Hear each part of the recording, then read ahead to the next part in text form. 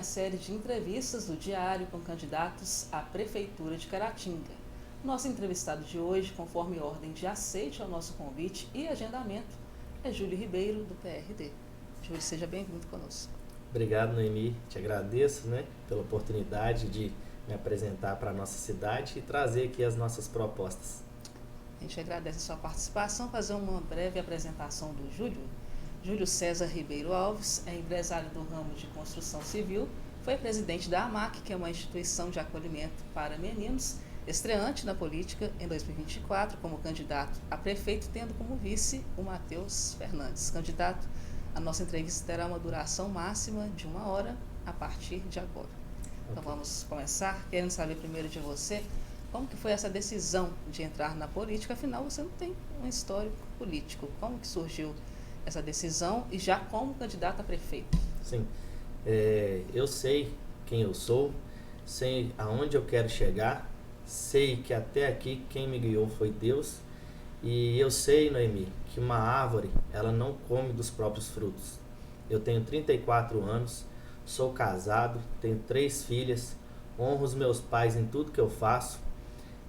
A minha empresa é toda estruturada, atuo em alguns projetos sociais na cidade, mas somente isso não basta na minha vida. Eu tenho como referência seguir aquilo que Deus nos orienta. Enquanto cristão, eu quero servir as pessoas sem me contaminar com as coisas desse mundo. Então eu vejo, a própria palavra fala que quando um ímpio governa, o povo geme, e quando o justo governa, o povo se alegra. E nós temos visto o nosso povo sofrendo com falta de estrutura na educação, na saúde, na segurança, no trânsito.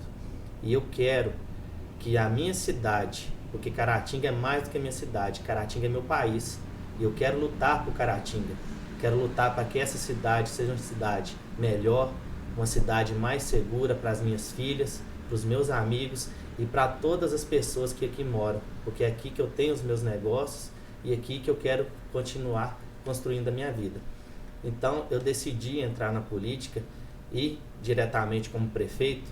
Alguns questionamentos me são feitos, Júlio, por que você não começou sua carreira como vereador? Não tem questão de patente, nada disso. Eu decidi me colocar como prefeito naquilo que eu sou bom. Eu sou bom em gerir. E eu dei provas disso dentro do meu negócio.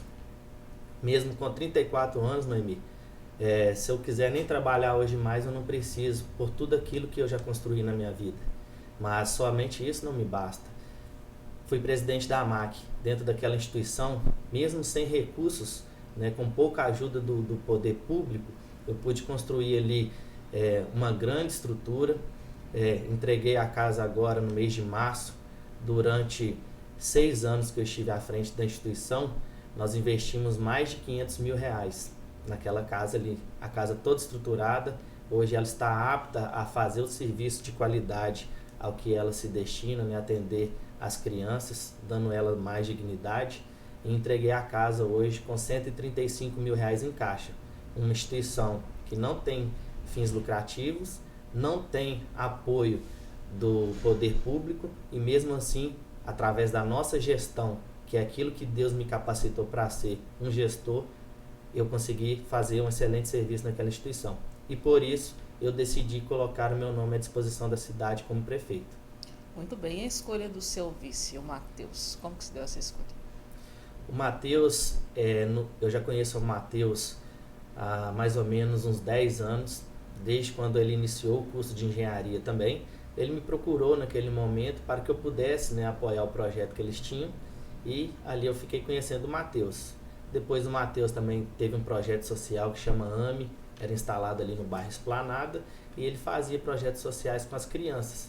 E a gente fez uma parceria e ele ajudava a gente lá na AMAC também, quando a gente tinha alguns eventos. Quando o partido nos foi passado, mais ou menos no mês de março, eu já convidei ele. Ele foi candidato a vereador em 2020, teve uma boa votação. E por todas as coisas que a política proporciona, ele decidiu que não viria candidato esse ano. Mas eu fiz o convite a ele, falei: seu Matheus, vamos filiar comigo? Porque a gente não sabe os caminhos que a política vai levar. E você, por ser um jovem engajado hoje na tecnologia, nas mídias sociais e também voltado para as causas sociais da nossa cidade, eu acho que se eu precisar de você, eu espero que você esteja disponível. Mas para isso você tem que estar afiliado ao nosso partido. E assim ele se filiou com a gente, né? E os caminhos que a gente percorreu até aqui são caminhos que deixou a gente muito tranquilo, sabe, Noemi? A gente conversou com todos os grupos políticos aqui da cidade, não enxerguei em nenhum deles a possibilidade de composição, porque não vi em nenhum deles aquilo que compactua com aquilo que eu imagino para a política. Então fiz o convite para o Matheus e ele aceitou de prontidão, né? Porque ele enxerga em mim também uma pessoa com capacidade técnica para gerir a cidade. Então o Matheus foi uma escolha já pensada desde o mês de março, né? A gente já deixou ele sobre aviso, e caso a gente não conseguisse uma composição política, porque de repente teria algum grupo que tinha a mesma visão que a nossa. Tem até um grupo com a visão próxima, mas queria fazer um certo tipo de imposição, e eu não trabalho em cima de imposição. Eu trabalho em cima de uma construção, e uma construção com muita honestidade e transparência. E decidimos ir sim com uma chapa única, né, puro sangue, e o Matheus foi uma escolha já pensada há muito tempo. E qual que é o seu maior opositor político hoje? Então, eu não vejo, na verdade, né, eu acredito que a política ela tinha que ser pautada em questões técnicas. Não, hoje, infelizmente, né, nos últimos anos, política vence quem tem mais dinheiro. Então, olhando para o cenário de Caratinga, eu enxergo que são pessoas boas em algumas áreas, mas que não têm realmente uma competência que um prefeito deve ter, né? Então, diante desse cenário, eu enxergo que, de forma geral, todos ali são meus concorrentes diretos. Não tenho específico um núcleo político ali que eu vou me apegar a ele, né? Igual o pessoal tenta fazer essa questão ideológica e pautar em cima disso. Eu não trabalho dessa forma. Como eu disse, que Caratinga é meu país, então eu vou governar para todos. Não tenho nessa questão de divisão política. Então todos eles hoje são meus opositores, porque eu penso em ser vitorioso sobre todos eles, né? Então as pessoas que votam, né, no Dr. Giovanni, que votam no Rogério, que votam no Johnny, que votam no Pedro, são os meus eleitores também. Então eu vou lutar para conseguir reverter o voto de quem pensa em votar em alguns deles. Então não tenho hoje um opositor específico, todos eles são meus opositores. Certo, a gente vai entrar agora um pouco dentro do seu plano político. Aliás, antes disso, eu quero te fazer só uma pergunta. A gente já citou aqui que você é empresário, tem a sua experiência na AMAC, e como você acha que isso pode contribuir para uma possível gestão pública, essa sua experiência? Sim, conversei, né, com todos os candidatos, e até na última semana eles participaram, né, de um programa de entrevistas, e todos eles deram boas referências minhas. Algumas pessoas da cidade podem não me conhecer porque eu sempre trabalhei de forma silenciosa, porque a gestão ela não tem que mostrar resultados, e eu sempre pautei nisso. Na construção civil, hoje eu sou o que mais constrói em Caratinga. Nos últimos 5 anos, foram mais de 20 mil metros quadrados de obra.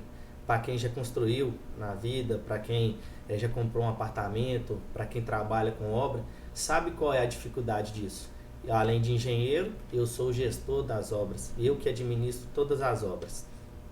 Então, é trazer toda a expertise que eu tenho como empresário, e muitas pessoas falam que a administração pública é diferente, e não é diferente. A gestão ela tem que ser aplicada de forma certa em todas as áreas que você vai trabalhar. Eu peguei toda a expertise que eu tinha no setor privado e trouxe para a AMAC, que você fez esse levantamento. E lá na AMAC eu obtive êxito, porque eu trouxe a experiência da área empresarial para a área social. A AMAC não pode produzir renda, porque senão todo serviço que é feito ali é caracterizado como trabalho infantil. Então a AMAC não pode produzir renda. Então eu tive que estudar e ver ali qual seria, né, as possibilidades de ter receita para a instituição.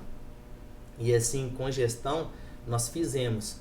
Hoje, no estado de Minas Gerais, só existem 2 cidades fora da grande BH que estão 100% aptas a fazer um convênio com o governo estadual. E a AMAC é uma delas.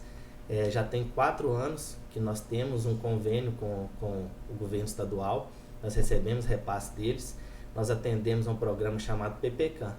Então, tudo isso é em cima de gestão. A casa hoje é toda estruturada fisicamente, corpo técnico da casa todo correto, de acordo com o ECA, o Estatuto da Criança e do Adolescente, todas as certidões em dia. Nós temos hoje o SEBAS, que nós temos benefício fiscal. Poucas instituições na cidade têm a estrutura que a AMAC tem. E é essa experiência que eu tenho no setor empresarial e na vida social, trazer também para a gestão municipal. Ok, agora sim, entrando no plano de governo, vamos começar falando primeiramente sobre educação. Lá no seu plano de governo, você fala em assegurar que todas as escolas tenham uma estrutura para receber as crianças atípicas. Eu gostaria de saber como que isso funcionaria e também falar a respeito de profissionais que estejam adequados, especializados para essa demanda. A gente sabe que hoje há uma grande reclamação de pais de crianças atípicas, a falta de profissionais especializados para atender. Sim. Essa questão estrutural, ela vai ser a base do meu governo em todas as áreas. Porque todo problema de estrutura que tem em qualquer área, ele vai deixar deficitário o trabalho que é proposto naquela área. Aí eu te falo aí essa questão das crianças atípicas. As nossas escolas não têm uma estrutura física que possa dar ao professor uma estabilidade, uma segurança, não possa dar às pessoas técnicas a desenvolverem trabalhos com essas crianças, porque nós sabemos, né, os desafios. A questão do espectro autista, existem vários níveis, mas hoje não é feito, Noemi, uma parceria, né, juntamente ali da escola com os pais. Tem que se fazer, Noemi, um estudo de caso a caso, porque não é somente a escola vai receber a criança ali com espectro autista. Mas o que acontece? Se você tem, Noemi, uma conversa alinhada com a família, você sabe ali o tipo de tratamento, às vezes o tipo de conduta que você vai ter ali com o filho, porque a família sabe ali, a criança em cada situação, o processo, né, o procedimento que você vai fazer às vezes para acalmar aquela criança. Então, como a gente sabe, né, que algumas crianças, às vezes, essas crianças atípicas, elas aprendem, às vezes, de forma visual, às vezes, algumas aprendem mais fácil lendo, às vezes, algumas aprendem mais fácil por sonorização. Então, quando você tem, eu sempre vou bater muito em equipe técnica especializada. Quando você faz esse estudo, às vezes, você pode, às vezes, tem uma criança numa escola aqui e na outra escola ali. Às vezes você pega, tendo esse estudo já pré-feito, você pega a criança que tem uma tendência melhor com sonorização, às vezes você concentra e deixa aquela escola ali como referência nesse setor. Então nós temos que estruturar, linkar a nossa educação com a família, ter essa integração para saber, né? Porque as crianças às vezes elas vão passar por alguma situação na escola que os pais já estão acostumados com isso, mas às vezes falta essa integração, falta essa conversa, essa intermediação entre a escola e a família. E nós pretendemos dar qualificação, né, aos professores, aos acompanhadores nas salas de aula, para que possam, né, realizar esse trabalho com maior eficiência para as nossas crianças. Como a gente tem algumas crianças que às vezes têm mais facilidade em aprender de forma visual, é estruturar salas, né, com algumas imagens que possam atender a essas crianças, porque nós não temos que moldar essas crianças ao nosso mundo, é o nosso mundo que tem que moldar essa nova realidade. Então, por isso que eu vou pegar muito nessa parte de infraestrutura, porque você vai aliviar os professores, vai tirar essa sobrecarga das costas deles, né, e vai poder prestar um atendimento melhor para essas crianças. E, paralelo a isso, né, a gente quer trazer as OSCs aqui da nossa cidade, as organizações da sociedade civil, fazer uma parceria com eles, né, para que eles possam ter um acompanhamento juntamente com a escola, né, com um acompanhamento terapêutico, e atender também as famílias porque as famílias que estão, né, com filhos nessa situação, eles sofrem muito também, né? Então a gente quer fazer não só um acompanhamento da escola, mas também juntamente com a família. Ok, agora a gente passa para meio ambiente. Você cita lá no seu plano de governo uma usina de reciclagem. Queria que você falasse um pouco sobre essa proposta aqui para a nossa cidade. Sim, a gente tem, né, uma sobrecarga muito grande do nosso aterro sanitário, e essa usina, além de aliviar, né, as questões ambientais, ela gera receita para manutenção da própria usina de reciclagem. E não é somente criar a usina, a gente tem que fazer um processo de conscientização nas escolas municipais para que as crianças já comecem a ter essa conscientização ambiental. Nós pensamos em fazer na nossa cidade, não é só para 4 anos agora, Noemi. Nós já queremos pensar a nossa cidade para 40 anos.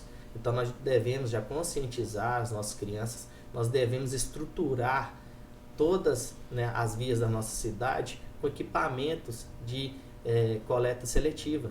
Nós não temos, nem lixeira hoje a gente tem, né, nos centros, mas a gente deve ter as lixeiras com separação seletiva. A gente vê em alguns bairros, igual eu tive nesse domingo lá no Santa Cruz, o lixo acaba jogado pelo chão. A gente poderia ter ali, né, as coletas seletivas, que chegando, né, fazendo esse rastreamento e levando lá para a usina de reciclagem, lá faz essa separação, depois esse material separado ele é prensado e é vendido. E essa própria receita que é gerada, ela ajuda na manutenção da usina. E isso diminui de forma geral, né? Não é só municipalmente falando. A gente reduz, né, a extração de materiais do meio ambiente, porque esse próprio material reciclado, ele volta para a usina e lá na usina ele é trabalhado novamente a fim de trazer o material final para o nosso comércio. Então pensando nessas questões ambientais que a gente pretende desenvolver essa usina de reciclagem de lixo. Aqui a gente vê perto em Piedade, ela já funciona e funciona muito bem. A gente, né, teve pesquisando sobre e é uma coisa que a gente quer adotar aqui na nossa cidade. Certo. Em agricultura, no seu plano de governo, cita em melhorar o mercado municipal. Acredito que durante esse período de campanha já tenha visitado o mercado municipal. O que poderia ser melhorado? Sim, visitei, né, algumas vezes o mercado municipal. Minha esposa todo fim de semana está lá fazendo as suas compras. O Sebrae tem um projeto que chama O Nosso Mercado. Por que Caratinga não faz parte disso? Cidades como o Governador Valadares, Patos de Minas, elas estão incluídas nesse projeto que o Sebrae proporciona. E esse projeto que a gente tem, né, para o mercado municipal é tentar trazer o recurso que for federal, que não tem ônus para o município, a fim de trazer melhores soluções, né, para melhorar o fluxo de pessoas ali. A gente vê em Belo Horizonte que o mercado municipal de Belo Horizonte ele funciona a semana inteira. E ali é um ponto de encontro também dos cidadãos, né, que utilizam os barzinhos, essas coisas assim. Tentar trazer essa estrutura para a nossa cidade, para que o mercado municipal não seja só aquele mercado que vai funcionar dia de sábado. E também a gente vê estruturalmente lá algumas demandas que as pessoas fazem, mas para eles mexerem precisa da autorização do município. E às vezes eles querem fazer por conta própria, porque eles têm uma associação, mas o município não dá a eles nem a liberação para executar essas coisas. Então é conversar com os setores, né, conversar com os produtores, verem as melhorias que eles desejam. A gente vê hoje está num clima mais ameno, mas no período de calor ali fica muito quente, então trazer uma climatização ali também para o espaço. A gente vê que está se formando uma mini Cracolândia aqui em Caratinga, ali no mercado municipal. A gente quer estar atento com isso, é uma reclamação muito grande, né? Porque as pessoas que estão ali em situação de rua ficam urinando na porta do mercado. Então é resolver esse problema estrutural, assim como resolver também os problemas das vias de acesso, né, dos distritos para a nossa cidade. Em período de chuva, que todo ano a gente sabe onde que aparecem, né, os problemas, a gente pegar primeiramente, pontuar esses problemas críticos, porque a nossa vontade é de levar toda a infraestrutura, toda a pavimentação da cidade aos distritos, mas de prontamente é pegar as áreas críticas e resolver esses problemas, porque nós já sabemos todo ano onde são os problemas, e isso melhora o fluxo, né, da vinda das pessoas, mesmo em período de chuva, aqui para o nosso mercado. Quando a gente fala sobre saúde, você cita a humanização dos atendimentos nas unidades de saúde. Isso alcançaria pacientes e profissionais também. Sim, a gente vê hoje um déficit muito grande no atendimento, né, na unidade primária, que é o que compete ao município. E a gente vê essa falta de humanização. Nós não podemos ter o postinho de saúde pensando em resolver o problema pontual ali que o paciente vai procurar. A gente tem que resolver o problema da pessoa, do paciente. Então nós devemos tratar o nosso cidadão com dignidade. Às vezes a pessoa está passando por um problema, chega para um atendimento, aí ele já traz uma carga. Aí você tem uma falta de empatia por algumas vezes, aí aquele problema só vai aumentando. Então quando a gente traz esse processo de humanização no atendimento, tanto o paciente, né, vai ser melhor atendido e tanto o profissional ali vai ter um feedback também desse atendimento. Então a gente quer trazer essa questão da humanização, quer trazer uma empatia melhor, a gente quer que os cidadãos de Caratinga sejam atendidos com o tempo ideal para o atendimento, que ele seja, né, bem apresentado do problema de saúde ali, o qual ele está sendo tratado, para que possa ter dignidade e saber o processo que ele está passando. Não é somente, estou passando aqui para atender um processo tá passando mal por causa de dengue. Mas é entender, porque cada pessoa tem que ter um tratamento diferente. Então não é só apenas aplicar ali o protocolo de atendimento da dengue. É saber o histórico da pessoa para fazer o atendimento correto. E a gente quer investir muito, né, nos agentes de saúde, nos postinhos, a gente quer melhorar as estruturas para ter uma atenção primária, né, para que não sobrecarregue a UPA, não sobrecarregue os nossos hospitais. Então o que competir ao município, que é a estrutura primária, nós vamos melhorar. Vou bater na tecla novamente, a infraestrutura. Nós temos um projeto de telemedicina. Essa telemedicina ela vai ajudar na questão da humanização. Os problemas eles sempre se repetem. Eu lembro que minha mãe ia para o postinho 2, 3 horas da manhã para pegar uma ficha, porque a ficha era limitada. E eu já tenho 34 anos. A vida inteira essas coisas acontecem, mas isso tem que acabar. E a gente tem que usar as ferramentas disponíveis hoje no mercado para isso. E a telemedicina é uma coisa que a tecnologia tem trazido, né, para a gente, e é isso que a gente quer aplicar, para dar dignidade para as nossas pessoas. Os postinhos hoje têm 10 fichas de atendimento. E na maioria das vezes existem, né, as fichas, né, que os vereadores têm. Nós vamos acabar com isso, não existe cota de exame não. A gente vai atender primeiramente por prioridade. A prioridade no atendimento. E segundo, depois, por ordem de solicitação. Nós vamos acabar com essas questões de ficha de exame, cotas de exame para vereadores. A gente não pode usar da obrigação da política para beneficiar políticos. A política tem que beneficiar a população.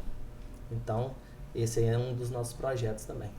A gente vai seguir aqui para infraestrutura e desenvolvimento. Tem um ponto do seu plano de governo que fala em incentivos fiscais e outros benefícios para atrair novas empresas para Caratinga. Você é empresário. Então, aí o seu ponto de vista, o que é preciso para atrair esses investimentos? A gente vê a importância da política, Noemi. Nós temos visto aí um desgaste muito grande das pessoas não querendo envolver em política. Mas é uma das coisas que eu decidi entrar na política por causa dessa importância. Por descaso dos políticos que nos representavam na esfera federal, nós ficamos fora da região da Sudene. Nós tínhamos um deputado que era da nossa cidade e os outros todos que ainda continuam aqui, tirando os seus votos aqui. Tem um deputado que nos 45 do segundo tempo colocou lá a caneta e a cidade dele foi inserida. E por que Caratinga não foi inserido? Por falta de compromisso dos políticos com a nossa cidade, né? Tem muitas empresas que deixaram de investir em Caratinga para investir às vezes em Inhapim, em Piedade de Caratinga. Se nós não trouxermos um plano de desenvolvimento para a nossa cidade, em poucos anos Inhapim vai engolir Caratinga em tamanho. Por quê? Hoje ela está na região da Sudene, o Banco do Nordeste vai ser implantado lá. Para quem não sabe, a gente pode ter até 75% de desconto em imposto de renda. O Banco do Nordeste oferece dinheiro a juros baixíssimos, atraindo investimento. Então, a empresa ela não tem coração, ela tem CNPJ e ela precisa de dinheiro para sobreviver. Então, o empresário vai pensar em investir em Caratinga? Não, eu vou para Inhapim. Mas nós temos, né, uma cultura empreendedora na nossa cidade. Nós temos que pegar aquilo que nós temos de bom, que é isso, e desenvolver a nossa cidade nesse vetor. Nós vemos algumas cidades, igual Extrema, que fica quase na divisa de São Paulo, que o prefeito lá trouxe benefícios fiscais para algumas empresas, cessão de alguns terrenos, né, por uma concessão por um determinado tempo, para que essas empresas se instalassem na cidade, trazendo assim o desenvolvimento. Quando você traz desenvolvimento, é mais recurso para a cidade, é mais emprego qualificado. A gente não precisa ficar trazendo, enchendo a cidade de supermercados. É um setor necessário também. Mas nós precisamos trazer empresas também que tenham trabalhos qualificados, que tragam maior remuneração, para que os nossos jovens não precisem, né, ir para grandes centros. Que eles fiquem aqui na nossa cidade, pois aqui tem que ser também uma terra de oportunidade. Então é pegar alguns terrenos ociosos que a gente tem e buscar. É fácil fazer isso, Noemi? Eu sei que não é fácil, mas o que estiver ao alcance meu, enquanto prefeito, vai ser lutar por realmente desenvolver a nossa cidade e buscar, né, essas parcerias, conversar com os prefeitos que já fizeram essas coisas pela sociedade e trazer toda essa expertise aplicada lá, trazer aqui para o nosso município. E investir também na educação profissional. A gente sabe que o gargalo hoje da maioria dos empresários é mão de obra. Então, quando você tem um centro de formação profissional aqui eficiente, você acaba atraindo a empresa também, porque ali naquela cidade existe a mão de obra profissional. Então nós queremos investir muito nisso. Eu sou formado em eletricista pelo Senai. Hoje nem o Senai a gente não tem mais aqui em Caratinga. Então quando você tem uma formação profissional, a chance daquela família ter mais dignidade ela é muito alta, porque o profissional qualificado, a sua remuneração também é maior. Então nós queremos investir também na educação profissional dos nossos jovens aqui. Fazendo isso, a gente acaba atraindo algumas empresas na questão da tecnologia. A gente não tem hoje nenhum curso gratuito voltado aos nossos jovens na área de tecnologia. E hoje é o que há no momento, né, a questão tecnológica. Então, é investir nessas áreas que a gente também poderá atrair empresas aqui para a nossa cidade. Hoje, Caratinga não tem mais uma secretaria específica de governo para cultura, lazer, esporte, turismo. Eu queria saber de você, tem uma proposta de retornar essa secretaria lá no seu plano de governo. O que isso pode proporcionar a gente novamente ter uma secretaria específica para essas áreas? É uma pauta, né, no nosso plano de governo a criação da secretaria, vou retornar com a secretaria.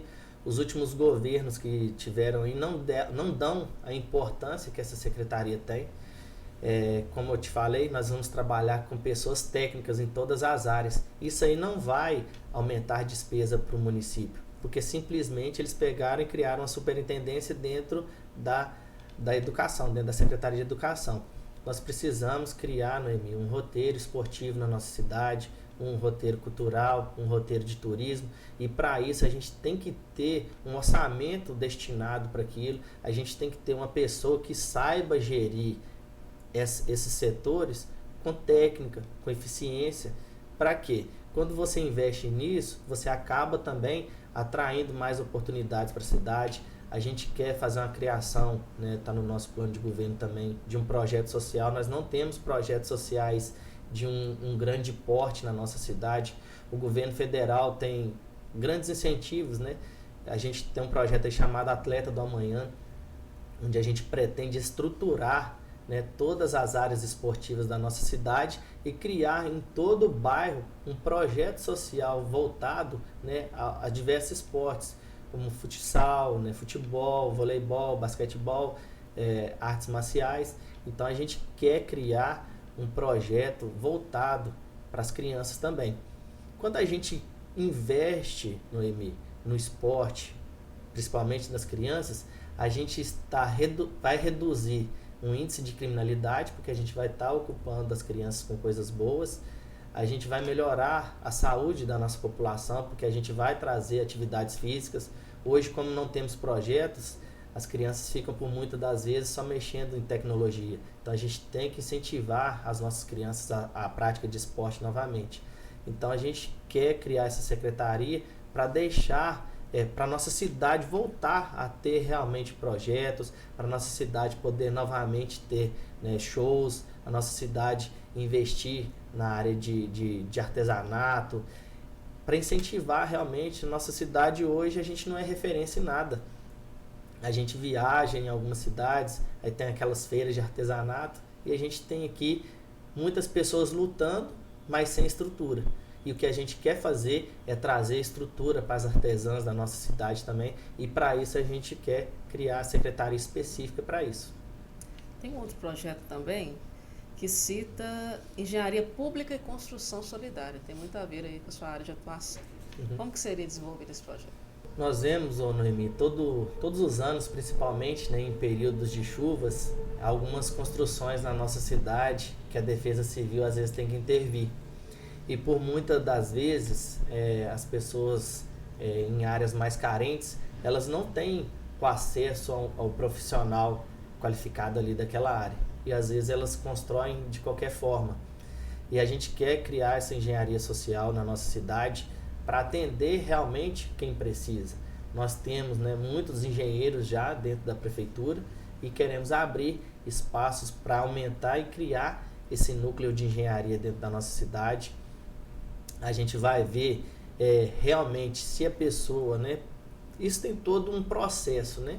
A gente vai ver a demanda que a pessoa tem, a necessidade que ela realmente tem e um acompanhamento técnico. Porque quando você faz esse acompanhamento técnico, a pessoa, quando chegar o período de chuva, a residência dela não vai estar em risco de desabamento. Então a gente quer criar essa engenharia pública também para fornecer projetos às instituições da nossa cidade.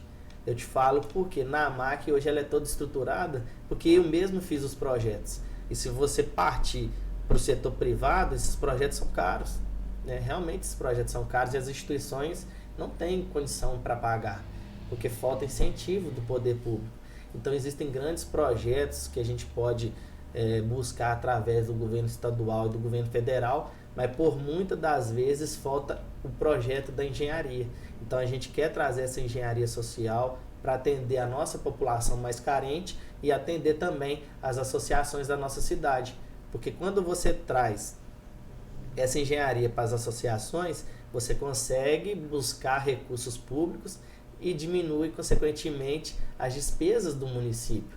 Porque tanto a nível estadual quanto a nível federal existem grandes recursos, né, para as instituições. Falta, às vezes, são os projetos.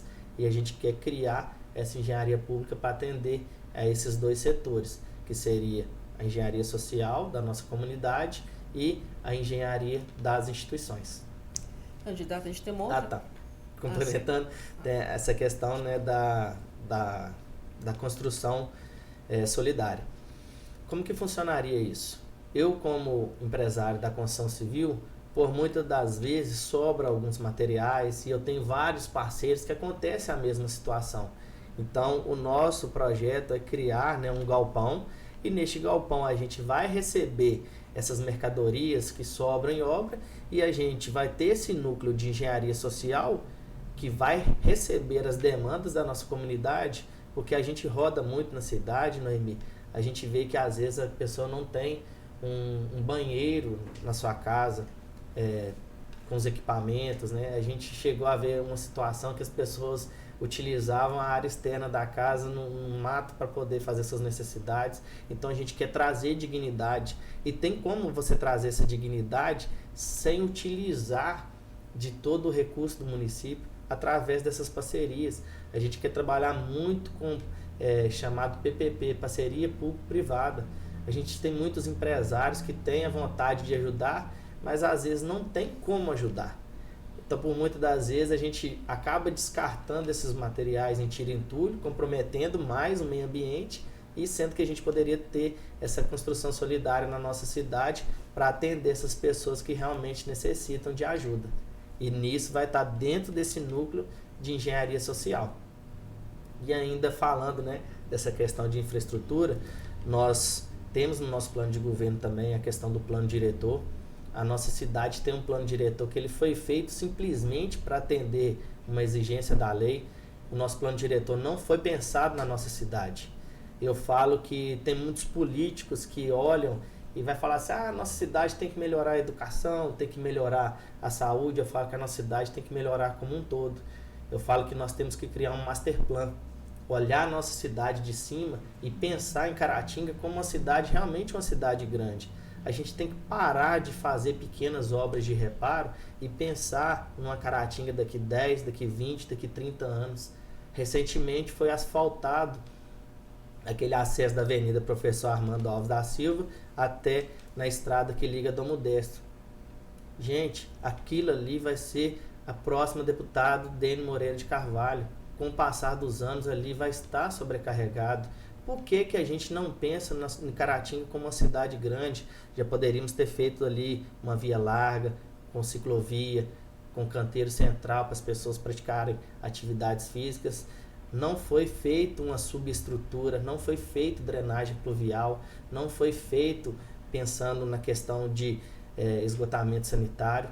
Aí depois tem que perder tudo aquilo que foi feito, porque a cidade não tem um plano de desenvolvimento, a cidade não tem um plano de crescimento, Caratinga não tem crescido, Caratinga está inchando.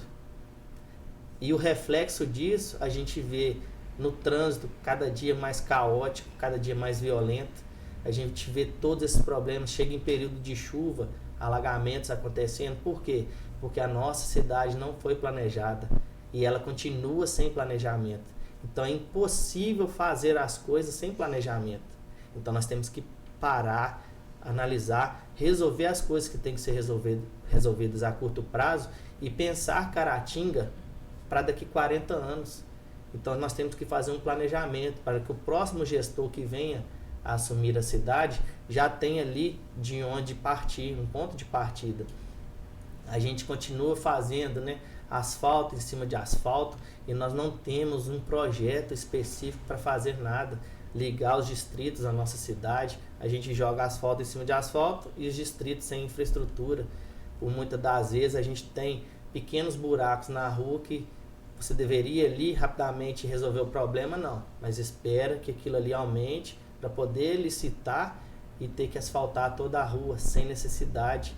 Então temos que fazer um novo plano diretor, temos que fazer um novo código de obras. O nosso código de obras ele foi feito na época do Dr. Eduardo. De lá para cá a construção já evoluiu tanto e nós estamos presos a esse plano diretor a esse código de obras até hoje, né? As obras já sofreram alterações, existem muitas brigas, né? A população talvez não sabe, existem muitas brigas de cidadãos porque não concordam com alguns tipos de construção. Mas por quê? Porque a cidade não tem parâmetro. Você pode fazer o que você quiser, aonde você quiser. A gente tem uma indústria dentro de uma área residencial na nossa cidade. Mas por quê? Não tem especificação para nada. Nós não temos nada que determine os tipos de construções a serem feitas. Nós não temos um código de postura.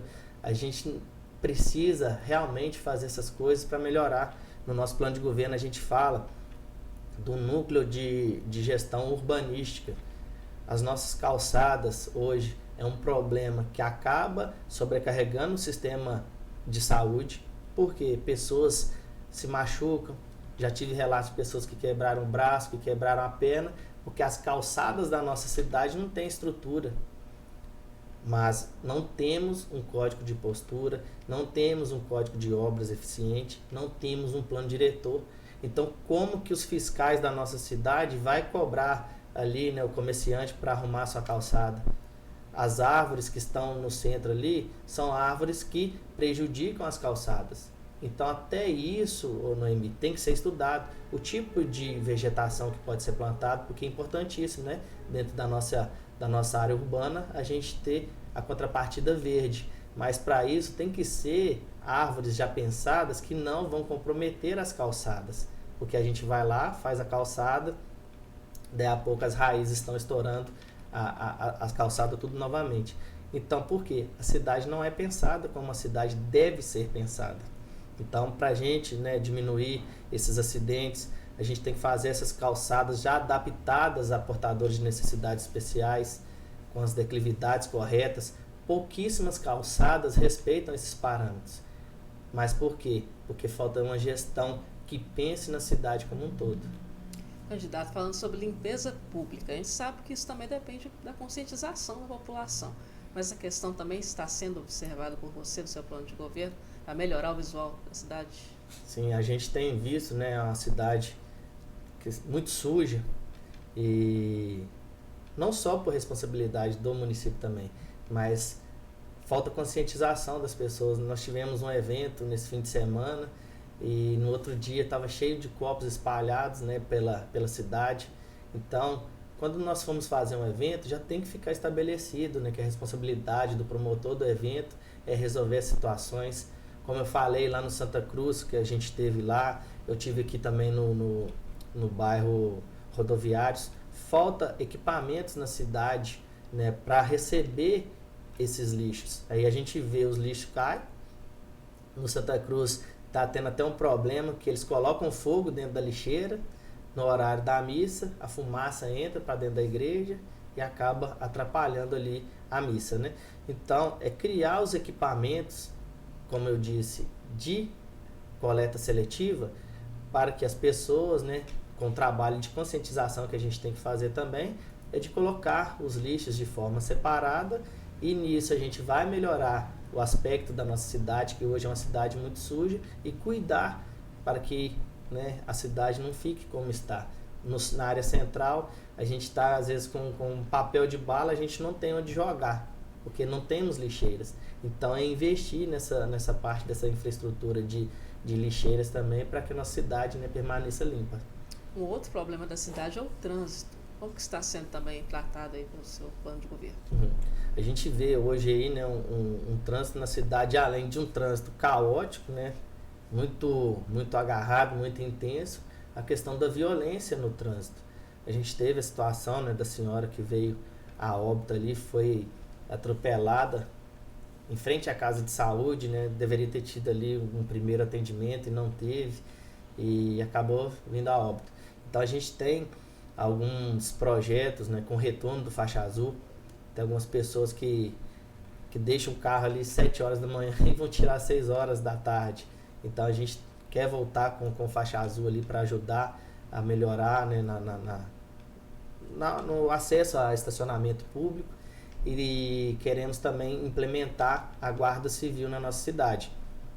A Guarda Civil, além de aliviar a segurança pública da nossa cidade, né, de fazer as rondas nas áreas públicas, nas praças, né, em frente às escolas, ela também vai ajudar na organização do trânsito, na conscientização dos motoristas e na conscientização também dos pedestres. E a gente tem alguns projetos, tem algumas áreas na nossa cidade que ela precisa de melhoria na infraestrutura, alargamento de vias, criação de algumas ciclovias. Nós precisamos também investir no transporte público, para que, se a gente tiver um transporte público de qualidade, a gente vai reduzir o número de pessoas que vão utilizar ali o veículo próprio. Se a gente tiver, né, vias para ciclistas, alguns ciclistas da cidade vão trabalhar com bicicleta e não vão utilizar seus carros, mas hoje está muito perigoso. O cara vai andar de bicicleta ali no centro, o risco de ser atropelado a todo momento é muito grande. Então é fazer esses investimentos, trazer uma engenharia de tráfego para a cidade. O meu pai esses dias passou mal, e até eu sair da Dário Grossi e chegar no centro para levar ele no atendimento médico foi uma eternidade, porque o trânsito não tem fluidez. Então é trazer uma engenharia de tráfego para a nossa cidade, para pensar, né, nessa questão do trânsito, A gente viu ali o ponto quente, fizeram um investimento altíssimo ali com semáforo, mas não funciona. Então, é gasto de forma errada o dinheiro público, sem fazer uma análise técnica. Nossa gestão pública precisa de pessoas técnicas para fazer as coisas e não desperdiçar o nosso dinheiro. Então nós temos alguns projetos, né, aumento de vias, algumas ligações entre ruas para poder melhorar a fluidez do trânsito. Então são bons projetos aí para melhorar realmente o trânsito aí da nossa cidade. Então, para encerrar, por que o eleitor deve votar em Júlio Ribeiro? Então, o eleitor ele deve votar no Júlio Ribeiro porque o Júlio é uma pessoa que sonha em ver uma cidade melhor, uma cidade mais digna, uma cidade que tenha uma educação de qualidade, uma saúde de qualidade, um trânsito seguro, onde as suas filhas possam sair de casa sem você ter o medo delas serem assaltadas, da sua mãe ir na rua sem o medo delas sofrer por causa do trânsito e virar óbito. Você deve votar no Júlio porque o Júlio quer lutar por uma cidade melhor. O Júlio é um político, né? Está entrando na carreira política sem amarrações. Nós chegamos até aqui sem compromisso político com ninguém. É o que nós desejamos para a política da nossa cidade, é que seja uma política honesta. Então, é por esse motivo que eu quero entrar na política, porque eu quero que a minha cidade, os jovens, tenham a oportunidade de crescer na vida assim como eu cresci. Eu não quero que uma mulher que ganhe seu filho, ela saia do hospital e com poucos dias ela morra. A minha mãe, quando foi me ganhar, Noemi, ela teve que andar por mais de 1 hora com a bolsa rompida. As histórias, elas sempre se repetem. E eu quero quebrar esse ciclo aqui na nossa cidade. Eu quero que a minha família tenha segurança. Eu quero que minhas filhas possam ir e vir sem risco. E esse é o desejo. E eu acho que eu tenho competência para isso. E é por isso que eu coloquei o meu nome à disposição na nossa cidade. Sei que não é fácil, né? Porque o sistema ele é muito complicado. Mas eu estou aqui doando o meu tempo e doando a minha disposição e tudo aquilo que eu aprendi para servir a população de Caratinga. Então, no dia 6 de outubro, vote 25, vote Júlio Ribeiro. Júlio, agradeço a sua participação. É o Diário de Caratinga nas eleições 2024. Obrigado por assistir nosso podcast. Não se esqueça de seguir nossas redes sociais. Ative o sininho do YouTube para receber mais conteúdos e vídeos e siga lá no Instagram, @Diário de Caratinga Oficial. Obrigado.